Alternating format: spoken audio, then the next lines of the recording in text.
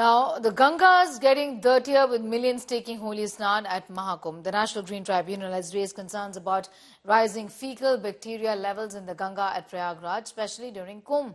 The report was filed on the 3rd of February, indicating a significant rise in fecal coliform bacteria during the Kumbh Mela.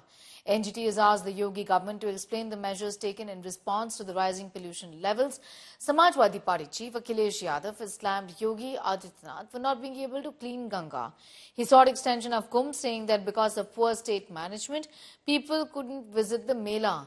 Union ministers, however, hit back, saying that anti-Kumbh statements are only to please the Muslim vote bank. जब वो तस्वीरें देखते हैं, video देखते हैं, तो बड़े पैमाने पे व्यवस्थाएं खराब हैं वहाँ पर। दुख इस बात का है कि मुख्यमंत्री जी ने ये कहा कि हम 100 करोड़ लोगों का इंतजाम कर रहे हैं, लेकिन कुछ ही करोड़ पहुंचे हैं लोग, सब व्यवस्था खराब हो गई, भगदड़ मची, लोगों की जान गई। इंतजाम बहुत बेहतरीन है और जनता उसका वेलकम कर रही है। महाकुंभ में आस्था की डुबकी लगाने वालों का जनसैलाब लगातार प्रयागराज की ओर आ रहा है। हम उनका सबका स्वागत करते हैं। सर, एनजीटी ने भी कहा है कि कहीं ना कहीं जो पानी है उसको कमी होगी उसको ठीक करेंगे। व्यवस्था और आस्था के नाम पर समन्वय न बना पाई हो तो ऐसी सरकार को तो इस्तीफा देना चाहिए। और इसने केवल सरकारी धन का अपनी पीआर बढ़ाने के लिए सरकारी धन का दुरुपयोग किया है।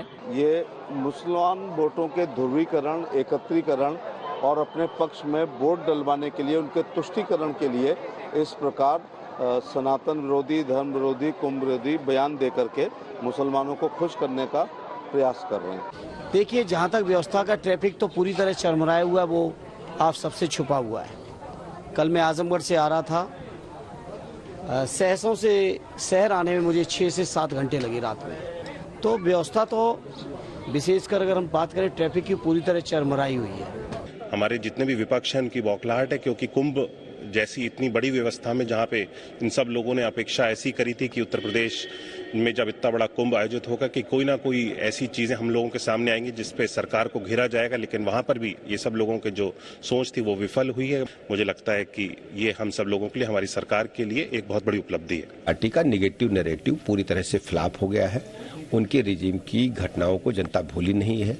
प्रदेश में गुंडा राज था, भाई भतीजावाज था। समाजवादी पार्टी का हमेशा सनातन का विरोध करती रही है और आने वाले समय में समाजवादी पार्टी को इसका खमियाजा भुगतना पड़ेगा। आप स्वयं आप गए हो वहाँ पर, आप देखिए कि कितना केवल पानी शुद्ध नहीं, आप पानी में फ्लो आप जा करके देखिए। कोई आप वहाँ पर स्नान करिए तो आप जो है देखेंगे कि आपका पैर एक बार उठा करके करेंगे तो दोबारा रखेंगे तो वहाँ पर पैर नहीं पड़ सकता।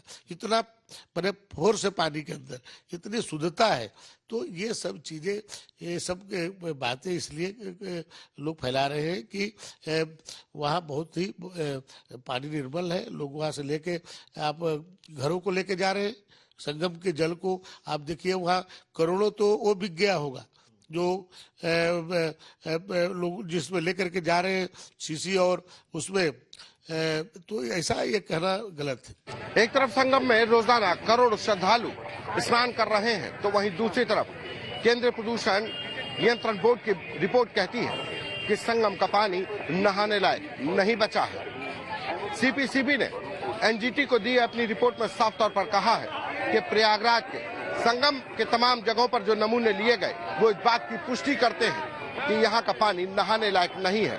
और सबसे ज्यादा अमृत स्नान के मौके पर जब श्रद्धालुओं की संख्या बढ़ी तो ये पानी ज्यादा प्रदूषित हो गया। नेशनल ग्रीन ट्रिब्यूनल की 3 सदस्यीय बेंच इस गंगा और यमुना में सीवेज प्रदूषण को लेकर सुनवाई कर रही थी, जिसमें सीपीसीबी ने अपनी ये रिपोर्ट एनजीटी को सौंप दी है।